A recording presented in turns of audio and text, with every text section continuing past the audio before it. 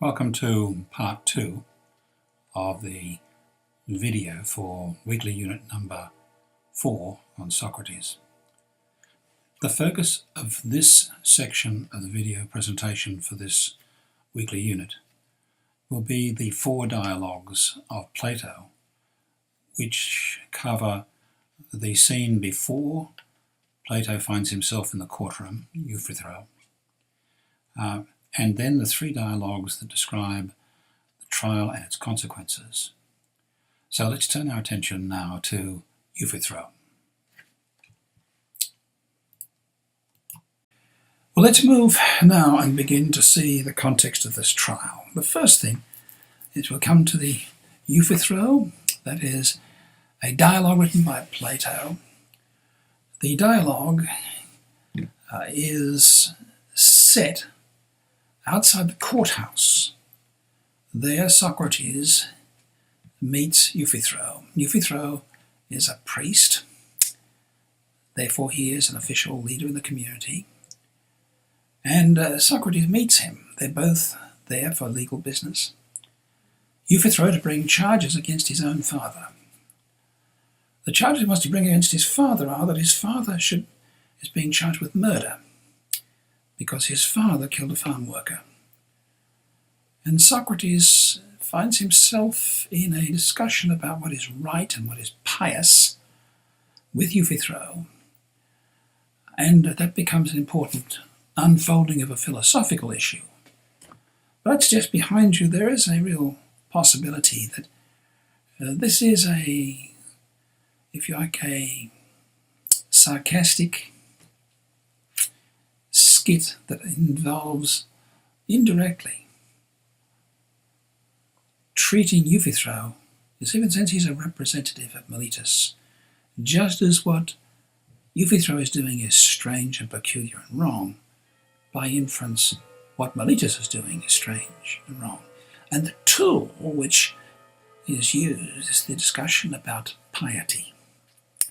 Now, whether or not this actually took place is an interesting question in itself. I'll leave you to read some of the materials. Now, before we go on any further, let me just remind you that you have 2 copies of Euphythro. You have one inside the textbook, which had not been assigned for your reading at this point in time.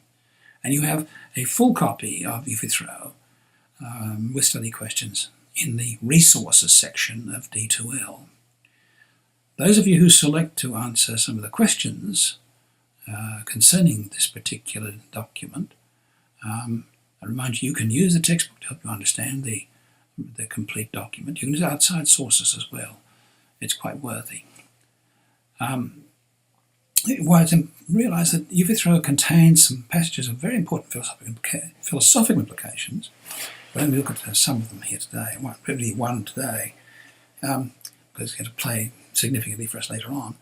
But and its contribution to the work and teaching of Plato. The key thing is to realise that this seems to be a somewhat circular discussion. You can probably divide it, I think you can divide it reasonably into 3 or 4 sections, but there's a sense in which it comes back on each other itself. Don't let that frustrate you as you read it. It's very carefully written, and it's very analytical. And there's an important distinction being drawn throughout it. It's a distinction between the thing as a concept, form, and the manifestations of that thing, the object, the characteristic. And the tool again is piety, what is right, what is righteous, what is good. So let's focus on that particular issue. The discussion between Euphythro and Socrates begins with Socrates asking Euphythro to help him understand what piety is. And he looks at him as a priest and says, "You are the expert on this, help me understand what piety is." Now, you've already seen how he walks someone down the garden path and ends up showing them they don't understand what they're talking about. So it's not surprising after these circular discussions in the middle of the dialogue, Euphythro cries out in a sense of, "I feel the conversation's walking away from us." It's a lovely comment. But they reach a conclusion. or at least Euthyphro is brought to a conclusion which she has to put in front of Plato, and that is that what is pious, what is righteous, what is good, what is true, is what all the gods agree is pious. And they agree to that because there is some objective standard of what is pious, as distinct from them. Now that draws out some questions and draws out some implications. The questions are only partly brought out, but they're clearly there, and the inference, I would suggest, is very significant. On the screen you'll see I've written two questions for you, question QA and QB. If something is pious or holy or righteous because the gods say it is that the reason why it is pious? Question QB. Or is something pious because it is pious? Now, in analysing this, the first question, is something pious because the gods say it is, if that is true, then there's a sense in which it's totally arbitrary. It's so because they say it's so. If question QB is correct, if it's true, it's a circular argument. Something's pious because it's pious. That brings us to the inference. And I think this is really very important. And that is, it means that what is pious is derived from a source other than the gods. And here's the beginning of the heretical rub. And it's that rub which is behind the charges of impiety, of not believing in the gods of the city. It wanted to create something in place of the gods, something above the gods. Also in this wonderful dialogue there is the strong roots of the concept of form, the distinction between the concept of the thing, the idea of the thing, and the object that exists in the real world. But it's sufficient for us to see that at this point in time, this distinction. Now, that's the setting outside the courthouse.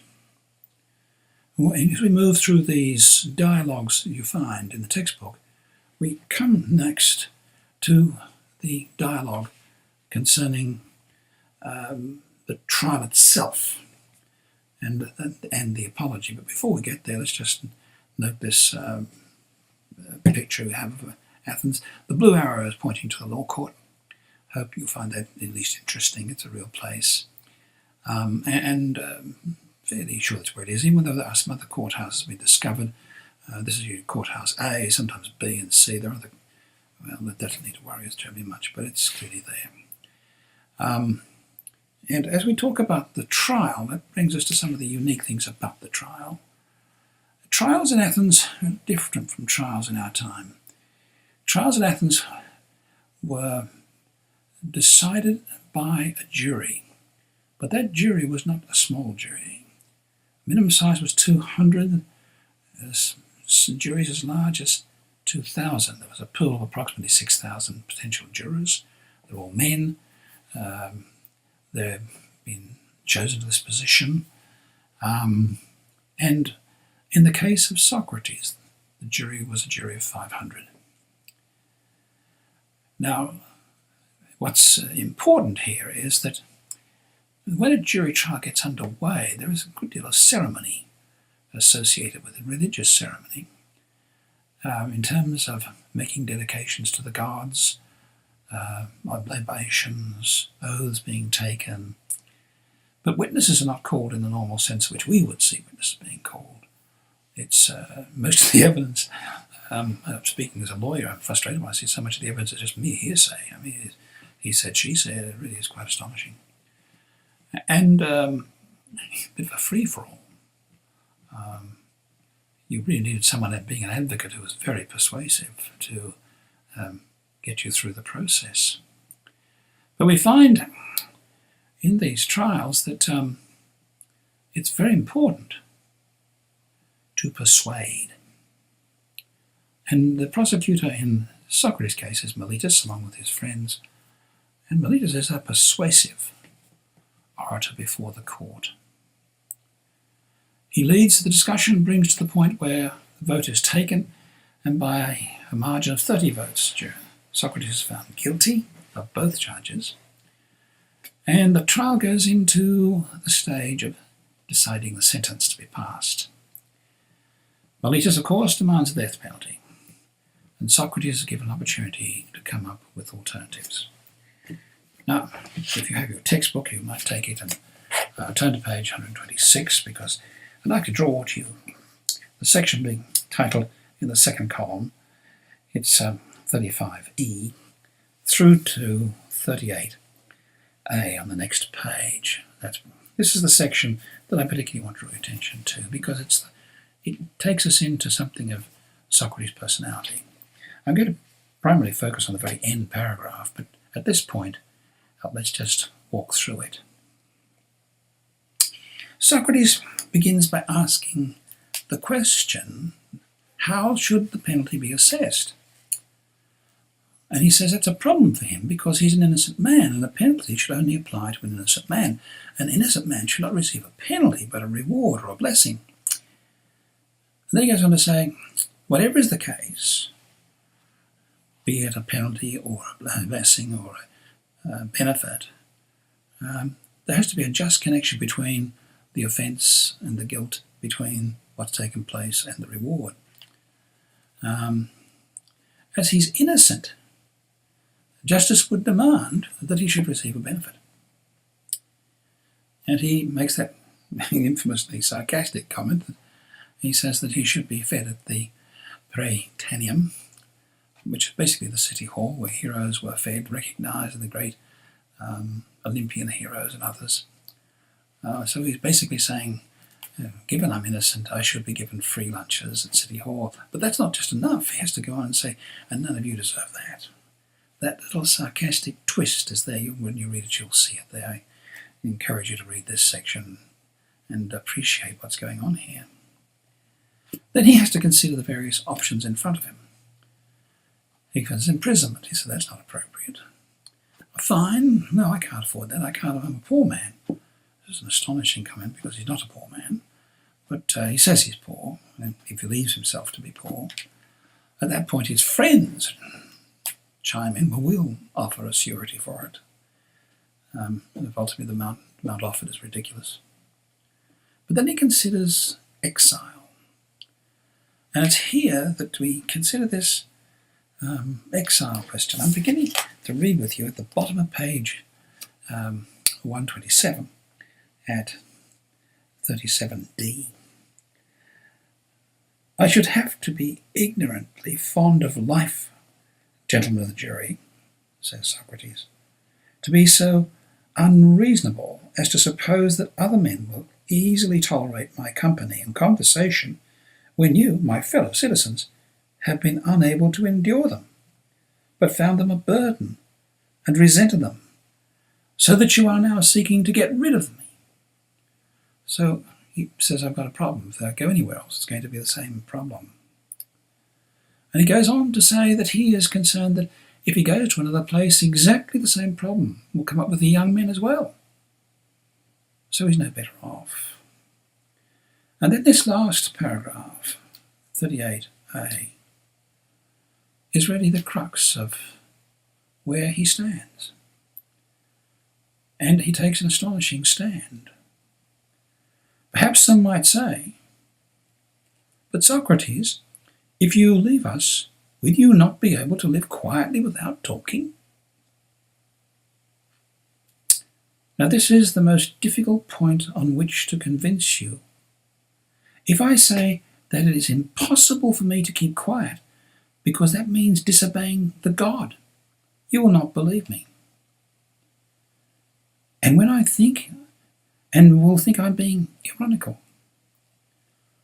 On the other hand, if I say that the greatest good for a man is to discuss virtue every day, and those other things about which you hear me conversing and testing myself and others,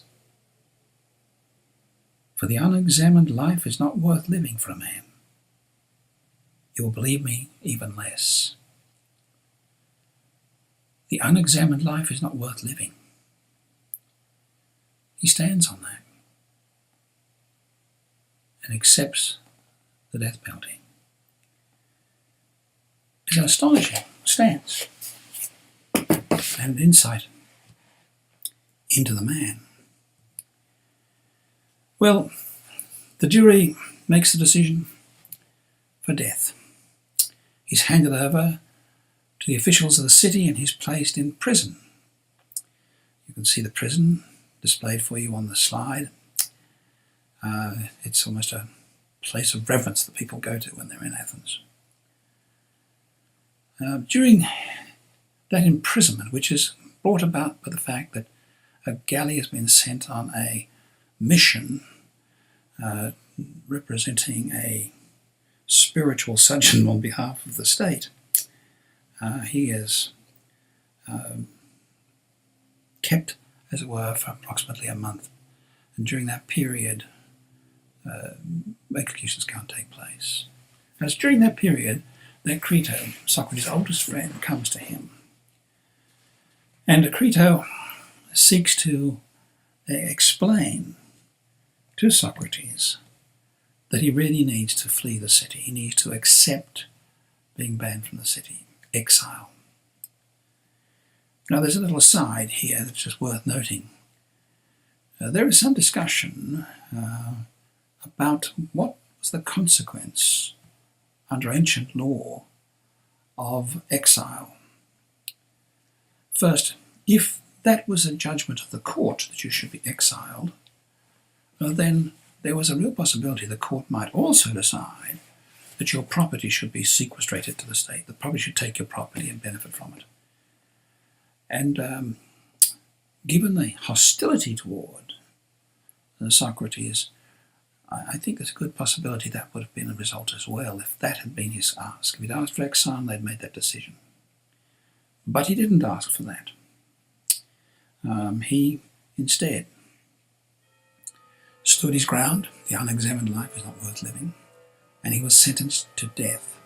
Now that's very important when you're reading the Crito, because what Socrates brings to Crito in response to his plea is that this is what we are faced with. This was the decision of a lawful court. It may have been unjust, it may have been unfair, but that's the way it is. And what's interesting is that we have here, I've listed two of them for you, 50b and 51a and b. They're the ancient divisions of these works, traditional indexing of them. He explains that it would be wrong, it would be impious of him. Now the court has passed judgment for him, Socrates, to disobey that law and flee the city. Crito says it's fine, we'll suffer consequences, we'll face that, we'll pay fines, whatever is necessary, we'll help you get out, we'll bribe the guards, we'll do it. Socrates says no. And he reminds Crito that he and Crito have agreed over the years that they should do what is right in all circumstances. That's what's important. And then Socrates turns the conversation around and personifies the law and has the law talk to him. So he has no dialogue between the law or the state and himself. And the state is having a discussion with him as to whether or not it's right for him to go into exile. And the first point that Socrates makes through the state, the personified state in the Crito, is that to disobey the laws of the state is to destroy the state. You can see the section. Do you think it's possible for a city not to be destroyed if the verdicts of its court have no force, but are nullified and set at naught by private individuals? Now that's a very different perspective from what we might say today. We somehow think it's appropriate when a law is unjust, we should be free to disobey it. And that's worthy of discussion. The second point he goes on to say is that loyalty to the state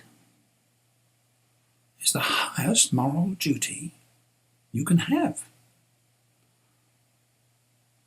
The state poses to Socrates the question, does a citizen have the right to disobey the orders of the state? And The state reminds Socrates, your country is to be honoured more than your mother, your father, and your ancestors. A little further on, one must obey the commands of one's city and country, or persuaded as to the nature of justice. Now that's very different from our concept of civil disobedience. Now, it's important that we sense here that Socrates has this high view of obedience to the state.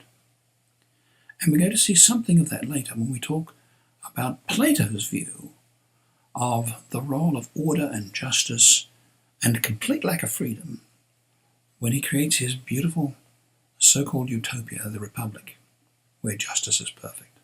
Again, seeing how Socrates' views unfolding during this crisis time become, in a sense, a backdrop or a prelude to Plato's own views.